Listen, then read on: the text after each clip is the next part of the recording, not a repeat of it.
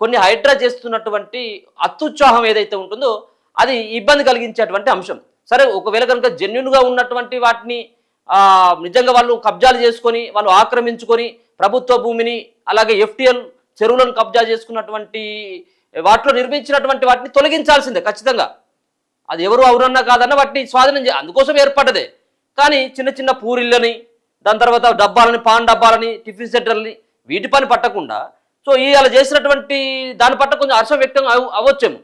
కానీ మిగతా సంబంధించినటువంటి రాజకీయ బడా వ్యాపారవేత్తల సంగతి ఏందనేది ఇప్పటి వరకు హైడ్రా చేసినటువంటి పెద్ద పని ఏంటిదంటే ఇది ఎన్ కన్వెన్షన్ ఏదైతే ఉందో నాగార్జునకు సంబంధించిన ఎన్ కన్వెన్షన్ అదేదో ఒక మూలకి ఇట్లా కూలగొట్టిల్లు. ఇప్పుడు మళ్ళీ అది ఎట్లా ఉన్నదో తెలియదు కానీ అది ఒక్కరికి మాత్రమే సంబంధించినటువంటి ఒక పలుకుబడి ఉన్నటువంటి వ్యక్తి యొక్క ఇల్లో లేకపోతే ఆయనకు సంబంధించినటువంటి స్టూడియోనో ఆ జోలికి ఎందుకు కానీ తదుపరి ఎక్కడ కూడా పెద్దగా చర్యలు తీసుకున్నటువంటి దాఖలైతే కనపడలేదు.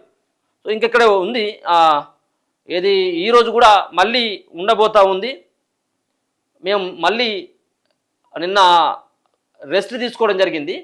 సో నిన్న 6 గంటల వరకు మేము కూల్చివేతలు జరిపినాం కాబట్టి కొంత 6 గంటల వరకు క్లోజ్ చేసినా మళ్ళీ ఆదివారం అంటే నెక్స్ట్ డే అంటే ఈరోజు ఉంటుంది మళ్ళీ అని చెప్పేసి రంగనాథ్ ఒక స్టేట్మెంట్ కూడా కనబడతా ఉన్నది.